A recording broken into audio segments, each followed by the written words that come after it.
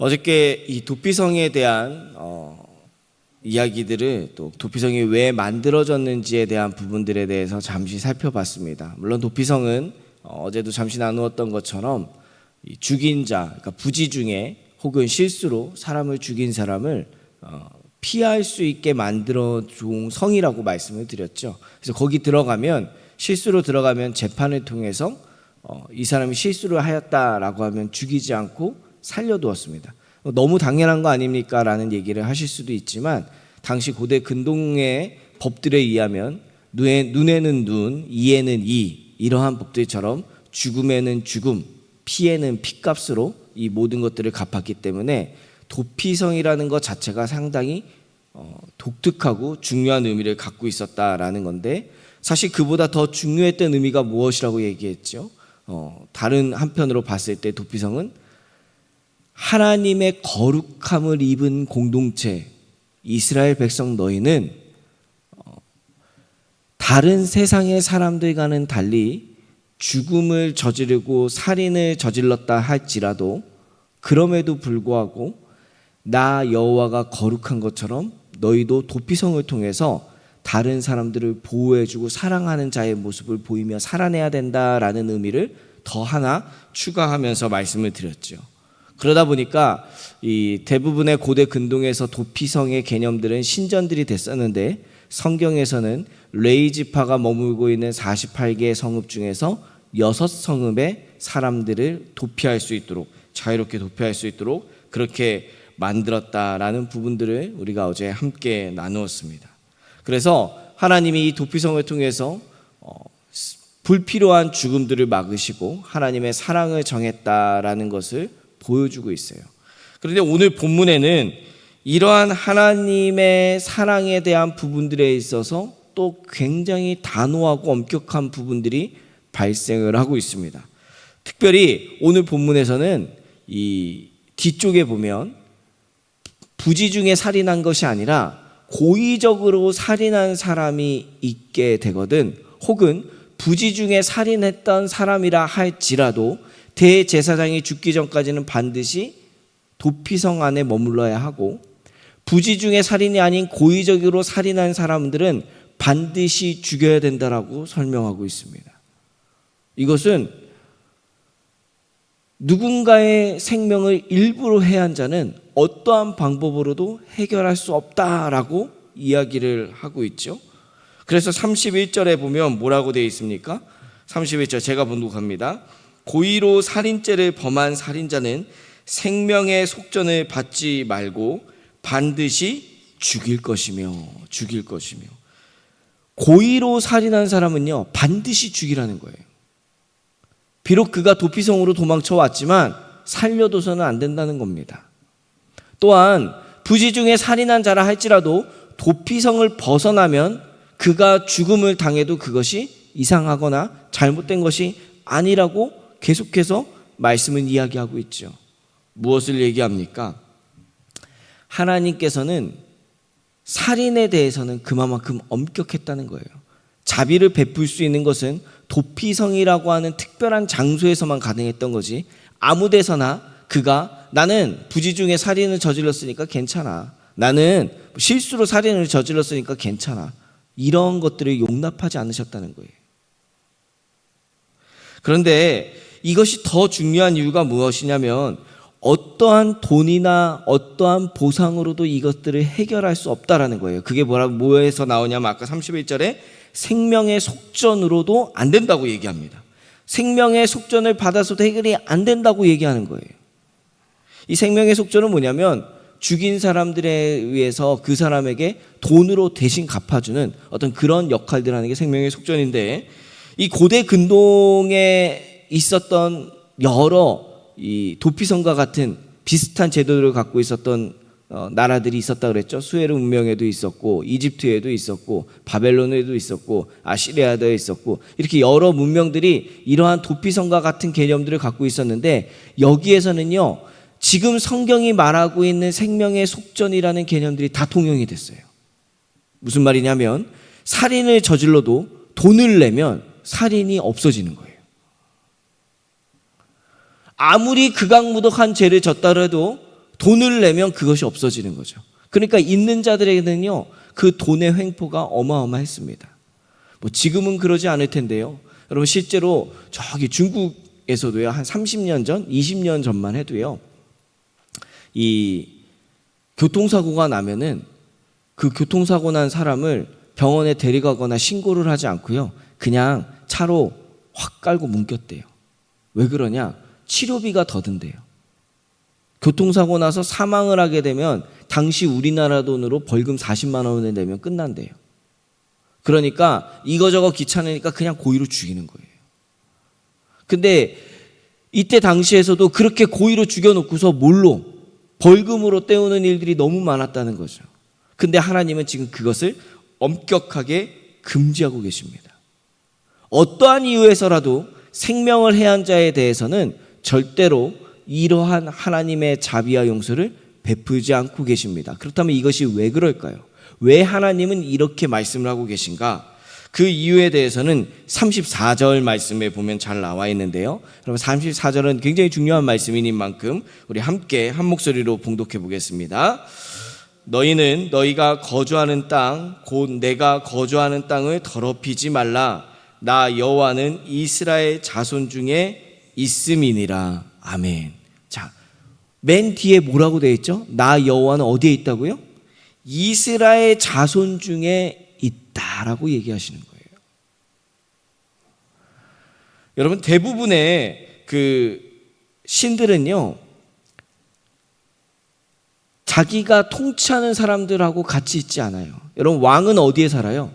왕궁에 살죠. 왕은 왕궁에 삽니다. 지금도 대통령은 어디 삽니까? 뭐 요즘은 청와대가 아니라 용산에 계신다만 어찌됐든 간에 일반인들이 범접할 수 있는데 사는 곳이 아니에요. 그렇죠? 다 특별한 사람들, 통치의 권력에 있는 사람들은 좀 더 다른 사람들과 다른 곳에 있습니다. 모든 곳들이 다 그래요. 그래서 신들도 전부 다 자신들이 있는 곳들이 다 있죠. 근데 오늘 본문에 하나님은 이스라엘 백성들에게 뭐라고 얘기하죠? 나 여호와는 너희 중에 있다고 얘기합니다. 이스라엘 자손 너희 가운데 있다는 거예요. 내가 너희를 통치하고 너희들을 이끌어가는 존재이지만 너희와 함께 그 자리에 있다는 것이죠. 그러면 하나님이 계신 그 자리에서 살인의 일들이 일어나는 것은 용납할 수가 없는 거죠. 그럼에도 불구하고 실수로 어쩔 수 없이 잘못해서 살인을 저질렀다면 그 사람을 사랑의 마음으로 보듬으면서 나 여호와가 같이 하고 있는 너희들은 세상의 법들과 다른 모습으로 살아간다는 것을 증명하고 보여주는데 일부러 살인한 자까지 하나님이 용납할 수 없는 거예요. 이것은 하나님이 말씀하셨던 십계명의 계명을 전적으로 뒤집는 일이기도 하고 절대로 하나님이 허락할 수 없는 일이었거든요. 왜? 하나님이 같이 계셨기 때문에. 하나님이 함께하고 있기 때문에. 그 하나님과 같이 생활하고 같이 숨쉬며 살아가는 이스라엘 백성들에게 있어서는 절대로 살인은 용납할 수 없었던 겁니다. 이처럼 하나님에게 있어서 이 놀라운 통치의 질서들이요, 지금 이 땅을 살아가는 우리에게도 동일하게 함께 존재하고 있다는 사실입니다. 여러분, 이스라엘 백성들과 있을 때는 하나님이 이스라엘 백성들이랑 같이 있었는데 지금 우리는 하나님이 우리와 함께 가고 계시지 않으실까요? 아니에요. 우리와 여전히 함께 하고 계십니다. 여러분들이 예배하는 이 자리에서도 또 오늘 예배를 마치고 돌아가서 각자의 삶의 자리에서도 하나님은 함께 하고 계신다고요. 같이 계신다라는 겁니다. 그래서 그 거룩한 하나님과 함께하며 살아가기에 우리의 삶 속에서 심적으로 마음으로 일어나는 살인의 욕구와 충동과 죄악의 모습들이 하나님 앞에서는 도저히 용납이 되지 않는 것이죠. 그러한 모습으로 우리가 살아가면 안 된다라는 것이죠. 하나님이 지금도 우리와 같이 하고 계시기 때문입니다. 우리랑 늘 언제나 함께 하시는 하나님께서는 정말 엉망진창으로 허우적대며 살아가는 우리의 모습들 속에서도 같이 하고 계세요. 이런 게 부족하구나, 이런 게 연약하구나, 이런 게 힘들구나. 그러면서 내 옆에서 늘 나를 바라보시고 알지 못하게, 우리가 인식하지 못하게, 우리가 인지하지 못하게 옆에 와서 우리 짐 하나 턱 덜어주시고 어깨에 가방을 손으로 들어주고 계신다고요. 그게 하나님이십니다. 근데 우리는 우리의 눈에 보이지 않으니까 그 하나님의 존재를 잊어버려요. 없다 생각합니다.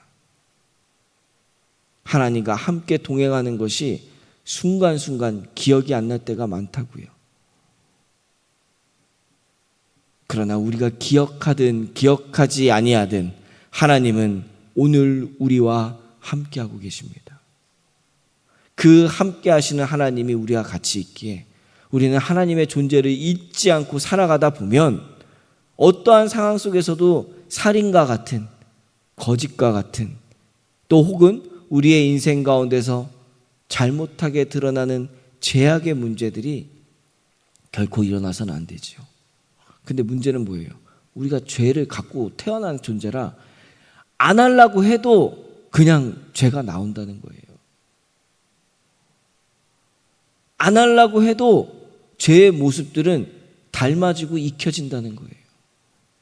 그러기에 우리에게 예수 그리스도를 보내셨고 그 주님 바라보며 기도하고 회개할 수 있는 놀라운 사랑을 베풀어 주신 거 아닙니까? 하나님이 함께 하시기에 기억날 때마다 주님 바라보고 회개하며 하나님과 동행하는 삶을 놓치지 말아야 합니다. 오늘 이 도피성의 마지막에 하나님이 원하셨던 궁극의 목표는 나와 거룩한 자로 살아가는 너희들은 왜 나와 거룩한 자로 그렇게 구분되며 살아가야 되냐? 내가 너희와 함께하고 있기 때문이야. 내가 너희와 같이 하고 있기 때문이야.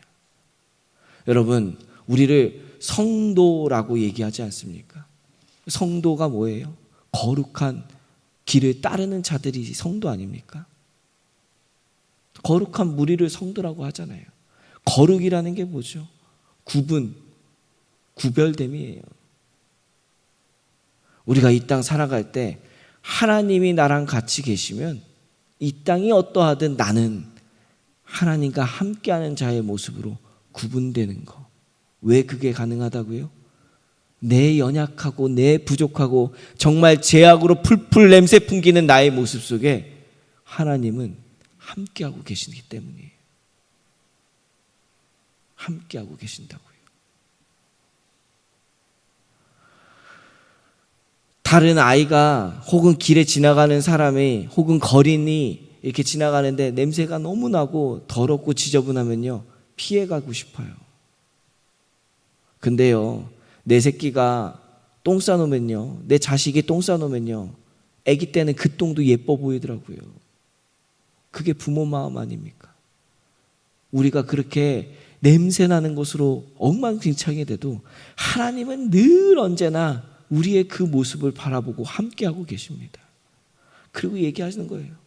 내가 거룩하니까 너희도 거룩하고, 그러니까 너희 안에서 이런 살인의 죄 같은 모습들, 내가 싫어하는 나의 죄악의 모습들 좀 떠나가면 안 되겠냐고. 그게 안 되면, 그래서 그렇게 죄악을 저질렀으면 주님 바라보고 십자가 바라보고 기도하며 회개하면 안 되겠냐고. 하나님은 끊임없이 우리에게 매일같이 요구하며 말씀하고 계십니다. 사랑하는 성도 여러분, 오늘도 우리에게 하루의 삶이 주어졌습니다. 여러분, 이 삶 어떻게 살아가시겠습니까? 내 옆에 계신 하나님을 기억하며 살아가시겠습니까? 아니면 바쁘다며 하나님 존재 있고 또 오늘 내가 마음껏 살아가야 할 살 길들을 향해 달려가시겠습니까? 우리의 선택은 다른 길이 없습니다. 오직 하나님 한 분 바라보며 나와 같이 하시는 그 하나님, 통치하고 나를 심판하고 정죄하시는 분이 아니라 내 옆에 함께 하시는 그 하나님과 손붙잡으며 나아가는 복된 하루가 되기를 하나님 간절히 원하고 계십니다.